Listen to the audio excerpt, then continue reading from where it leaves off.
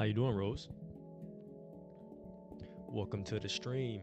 How you doing, chat? How you doing, everybody that's in the chat tonight? Happy Wednesday to you. Um, if it's your first time in my chat um, on my channel, this is the 1 Year Bible Read on the Limitless Core channel, and this is day 248 in a row. If you did not read the caption, right? I know all of y'all don't read them captions. I know you don't, because y'all always come here and ask me what I'm doing. So I know y'all don't read my caption. So this is day 248 in a row. And we're doing this for 365 days. So if you want to join us, join me um, as we go. We still have over 100 days to go. So you got more than enough time, you know? Um, and if you want to join, go ahead and click on my name in the corner somewhere. It'll say Limitless Core, right? Click subscribe and then turn on those post notifications so you know exactly when I go live for this stream. This stream is a little sporadic. It is not on a schedule. So you definitely, if you really want to catch the stream, you definitely want to turn on your post notifications. I'm telling you right now. I'm telling you right now. We read when we read. We read when we read, you know. So, um, but welcome to day 248. I don't know why I was saying like that.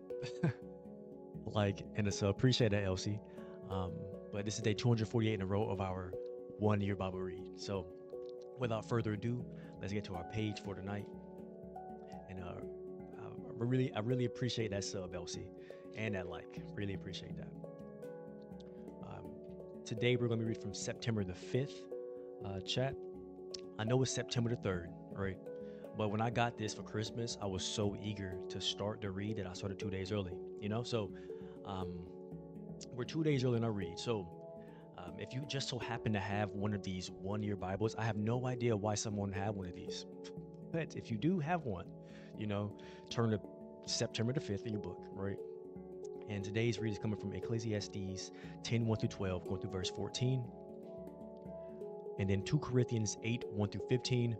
Then Psalms 49 1 through 20. And then Proverbs 22 20 through 21. Okay. Without further ado, chat, welcome. I'm glad that you're here. And let's get into the nice read. Ecclesiastes 10 1 through 12, going through verse 14. As dead flies cause even a bottle of perfume to stink, so a little foolishness spoils great wisdom and honor. A wise person chooses the right road, a fool takes the wrong one. You can identify fools just by the way they walk down the street. If your boss is angry at you, don't quit. A quiet spirit can overcome even great mistakes. There's another evil I have seen under the sun. Kings and rulers make a grave mistake when they give great authority to foolish people and low positions to people of proven worth. I have even seen servants riding horseback like princes and princes walking like servants. When you dig a well, you might fall in. When you demolish an old wall, you could be bitten by a snake. When you work in a quarry, stones might fall and crush you. When you chop wood, there is danger with each stroke of your axe. Using a dull axe requires great strength, so sharpen the blade. That's the value of wisdom. It helps you succeed. If a snake bites you before you charm it, what's the use of being a snake charmer? Wise words bring approval, but fools are destroyed by their own words. Fools base their thoughts on foolish assumptions. So the conclusions will be wicked madness, so they chatter on and on. No one really knows what is going to happen. No one can predict the future. Fools are so exhausted by a little work that they can't even find their way home. What sorrow for the land ruled by a servant. The land whose leaders feast in the morning.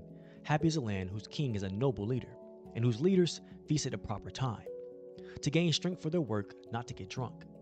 Laziness leads to a sagging roof. Idleness leads to a leaky house. A party gives laughter. Wine gives happiness. And money gives everything. Never make light of the king, even in your thoughts. And don't make fun of the powerful, even in your own bedroom. For a little bird might deliver your message and tell them what you said. Send your grain across the seas, and in time, profits will flock back to you. But divide your investments among many places, for you do not know what risk might lie ahead. When clouds are heavy, the rain comes down. Whether a tree falls north or south, it stays where it falls. Farmers who wait for perfect weather never plant.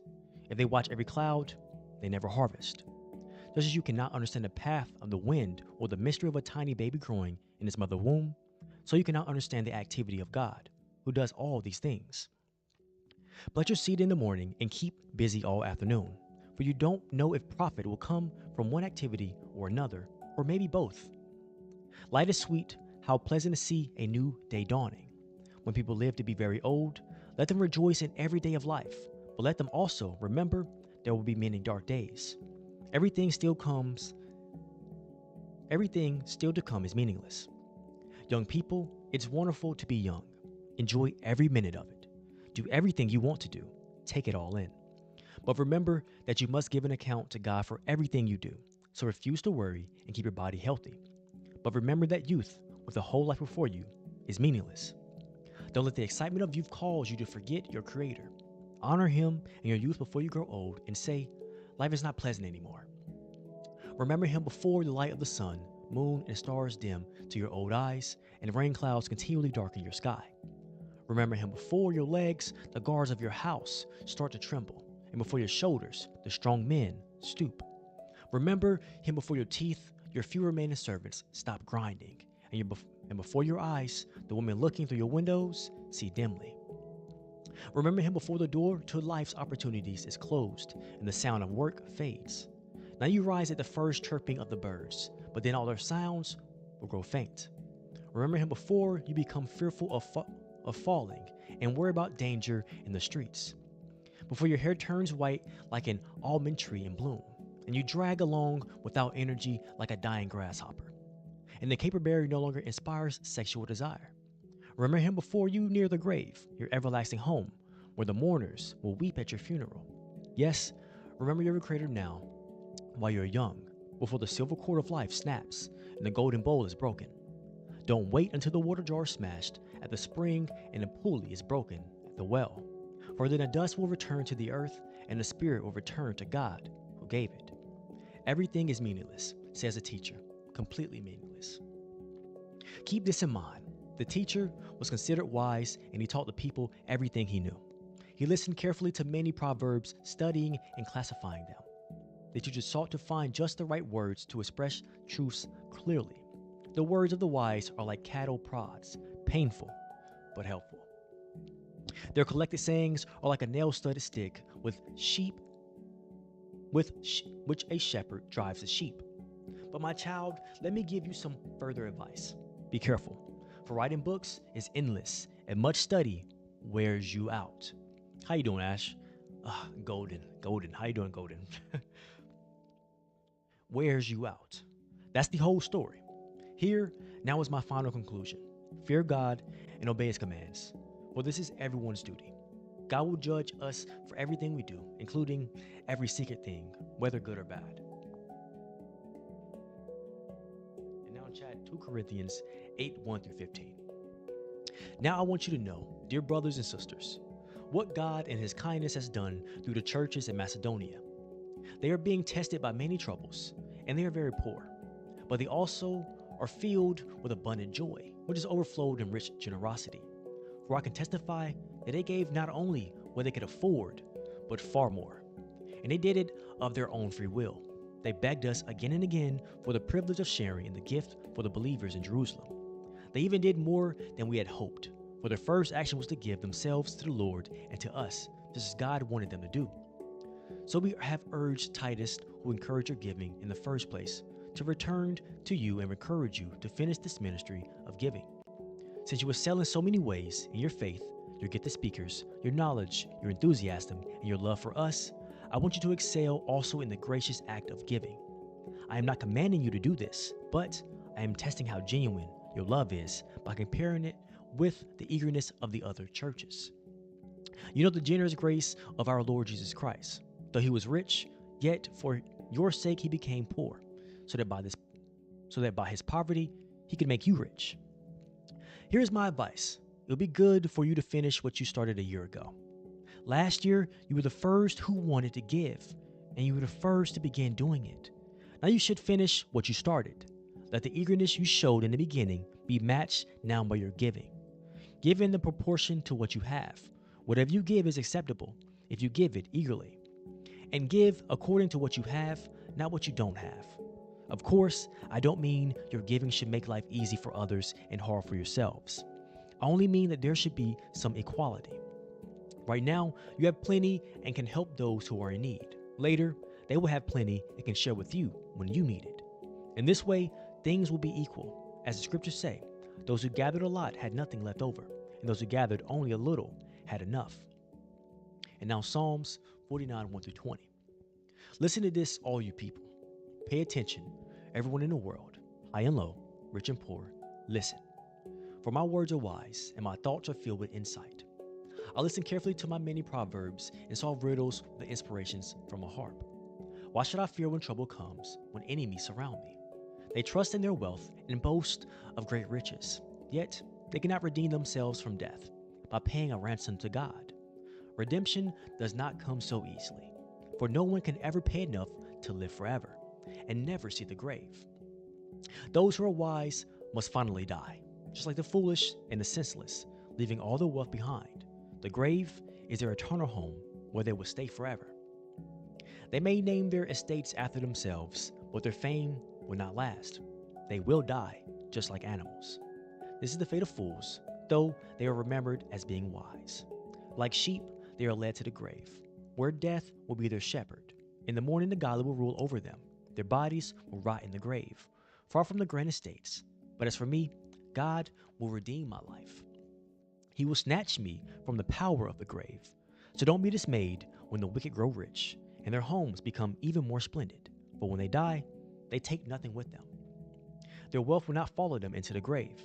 In this life, they consider themselves fortunate and are applauded for their success, but they will die like all before them and never again see the light of day. People who boast of their wealth don't understand. They will die, just like animals. And now Proverbs 22, 20 to 21. I have written 30 sayings for you, filled with advice and knowledge. In this way, you may know the truth and take an accurate report to those who sent you. And now, every vote counts. Every vote counts.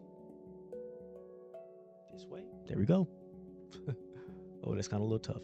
Every vote counts. Every vote counts. Amid all of Solomon's observations is an important truth for anyone in a country where voters choose their leader. When a noble leader is in charge of a land, happiness is the result.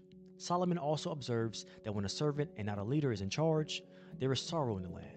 When a king or a president is following someone else's orders or is committed to a political agenda, then leading the nation, he or she brings great sorrow. Let's choose leaders who will bring happiness to our land. And now, Chad, I'm going to turn off the camera really quickly, ask for wisdom, clarity, and discernment on today's read, and I'll be right back.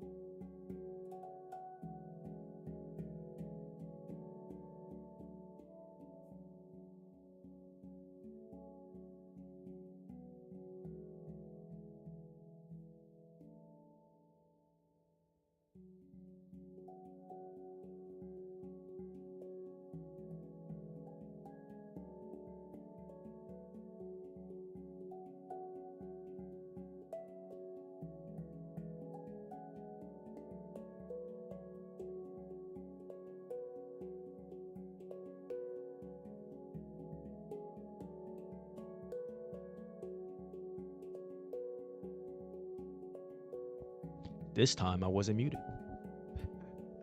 I caught on. I caught on. You know, these past 3 or 4 streams, I come back after my prayer, right? And I forget to unmute my mic. This time I was on it. This time I was on it. You will not keep getting me with the same thing. I will learn. I will learn. Okay, but brief sidebar.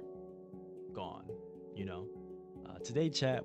This was day 248 in a row of our 1 year Bible read. I hope you enjoyed today's read. Hope you gained something from today's read. I hope you listened. Hope I read clearly and loud enough for you to hear and hear all my words. And without further ado, let's start our discussion of our reads for today. But before we do that, let's say our verses that we read out loud for anybody who wants to go and look at these for themselves. Ecclesiastes 10:1-12, going through verse 14.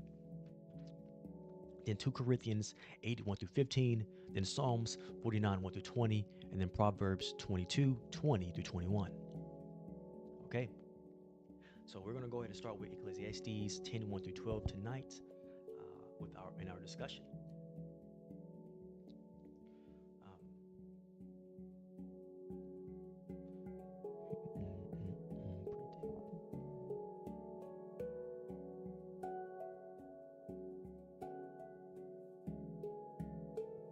You know, this Ecclesiastes today called you to ask yourself, who is leading the show here? Who is guiding you? I wrote this question down on my desk because I didn't want to forget it. But what is leading you? Is it God or is it some form of lust? Right? You know, um, and yeah. So that's really what it comes down to with today's read. We go back and forth between what are you being led by, right? So we talk about people who, are led by some form of the lower energies, right? Whether it be lust, laziness,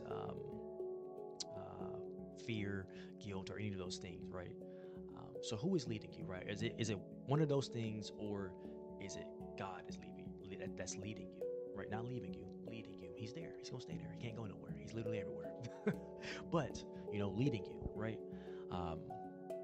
And it called you to ask yourself and to,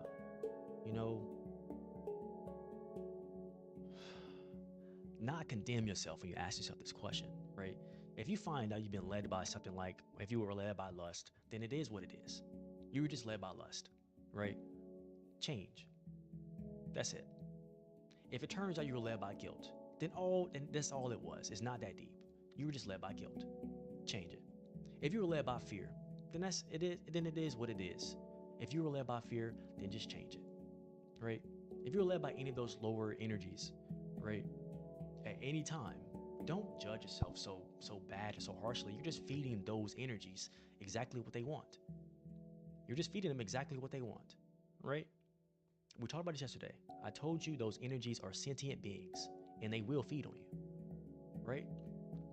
So instead of condemning yourself, realize that you have been made wise, right? When you become aware of what's going on and who's leading you, you have become wise. Now is not the time to start to condemn yourself. Now is the time to be free. Now is the time to go further into freedom, not fall back into condemnation. Come on now. Don't feed them. Starve them. They don't love you. God loves you. So feed God. And how you feed God? You feed God by smiling. You feed God by being a good neighbor, by trying your best to be the best you can for yourself and for everybody else around you, right? By trying to grow and prosper, by having things that make you smile, right?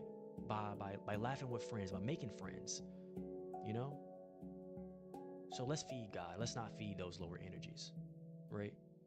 Because just like God is sentient, just those lower energies are also sentient. So let's not feed them no more. Let them starve. It is what it is. But don't push yourself into condemnation when you find out you were being led by them. It is what it is. You made a mistake. It is what it is. Everybody makes mistakes, and no one's perfect. And if you can't make a mistake, right? And if you feel that you aren't allowed to make mistakes, then you need to check yourself or check your surroundings. Either you or make yourself feel like you can't make mistakes, or the people around you make you feel like you can't make mistakes. And if you live that way, then you will just keep making mistakes, right? So, let's stop feeding now. Let's stand together and stop feeding them. Let's starve down. Let's stand together and stop feeding them. Let's stop feeding those energies, right? Let's stop feeding those energies.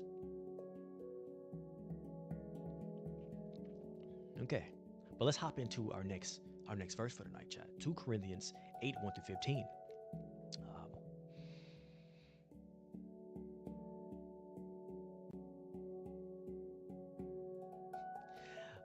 This is another one. This is another call to check yourself, right? Is what you're doing genuine? Is what you're doing genuine? Is what you're doing genuine? And this is a great question to write on my desk. I'll erase these when I want to, but they'll stay here.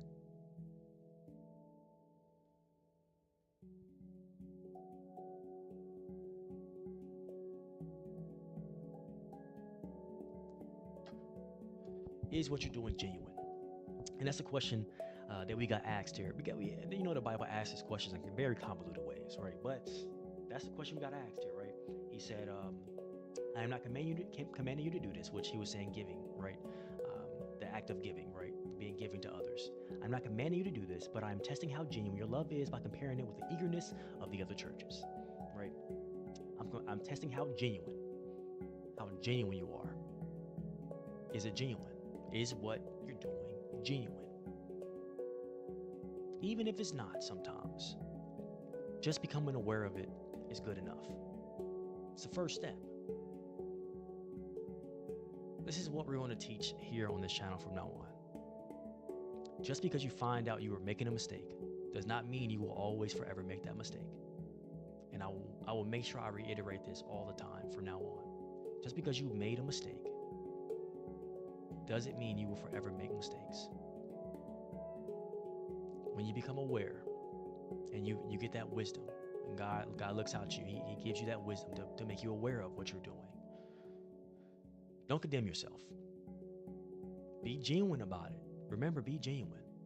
Don't fake not condemn yourself and then later on be in your own head later talking all this trash to yourself about how bad of a person you are. Be genuine about it. Okay, I made a mistake. It is what it is. Okay, now what can I do? Now how can I move forward?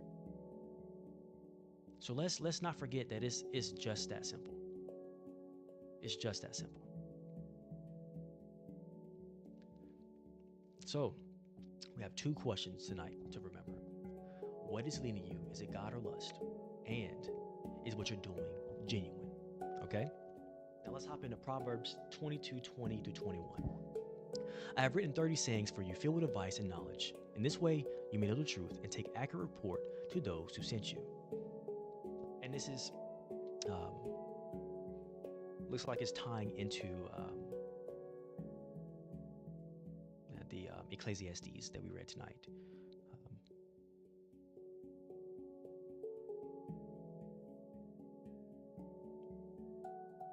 But take the wisdom, is yours.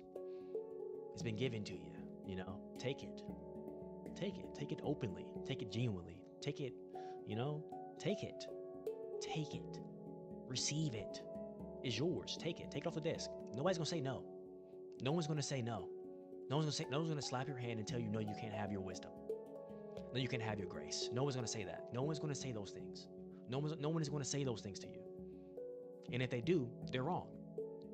And if they do, they're wrong. No one's going to say those things to you. And no one that matters is going to say those things to you. No one that matters is going to say those things to you, right? So take your wisdom. It's been given to you. It's your birthright. Take your clarity. Take your discernment. It's your birthright. Take those things. It's your birthright. They're given to you. They're a gift, right? and you don't have to feel bad about taking them. You don't have to feel bad about your next door neighbor. Your next door neighbor has the same opportunity as you to take the gift. So you don't have to feel bad about you taking the gift. And what if they don't? Well, it's just maybe not their time to take it yet. And that's okay, right? And that's perfectly fine. But you have to be open for your gift, for your wisdom, for your clarity, for your discernment. You have to be open for yours. We can't live our lives worried about what everybody else is and what everybody else has got going on. I wish the best for you. I hope you take yours. But I'm gonna take mine right now. I'm not gonna wait. I'm not gonna feel bad about taking mine right now either. Maybe I'm supposed to take mine right now so I can start working right now. Maybe that's my job. And maybe you have something else to do. So I don't have to feel bad about that. So I'm just trying to put everything in perspective, you know? Just trying to put everything into perspective. Um, and let's read Every Vote Counts one more time. Every vote counts. And this ties into our question about, are you being led by God, or are you being led by lust, or one of the lower energies? Um, uh, because that's the king, you know. At the end of the day, God is the king. God is the king. But who are you putting in that place? What are you putting on that pedestal is the question being asked here. Who's the king here? Is the king your lower energies, that lust, that fear? Is that the king? Or is God the king? You know? Who's the king? Who's the king? You know, who's the king? Or who's the queen?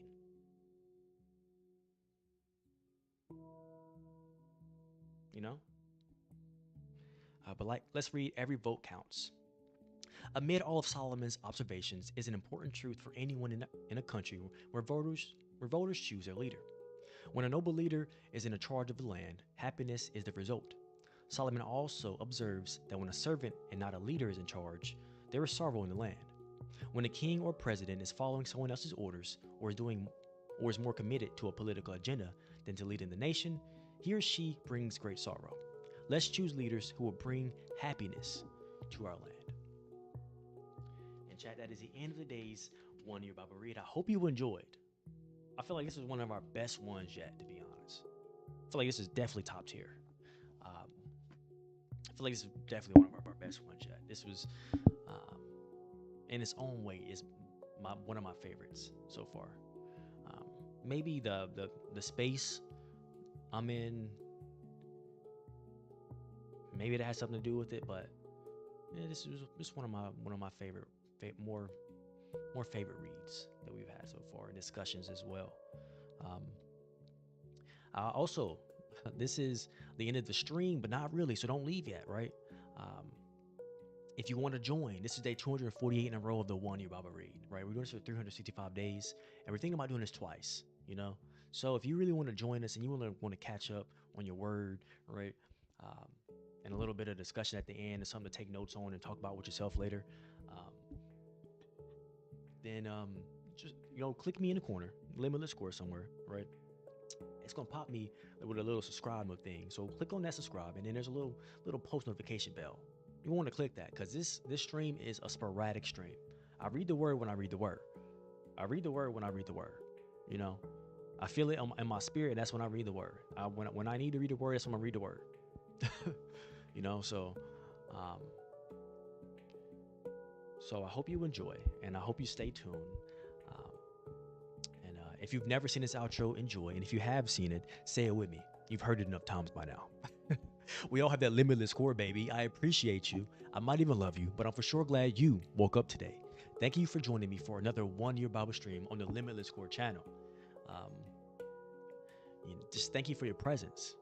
As always, it is the most valuable thing you can give me. It is.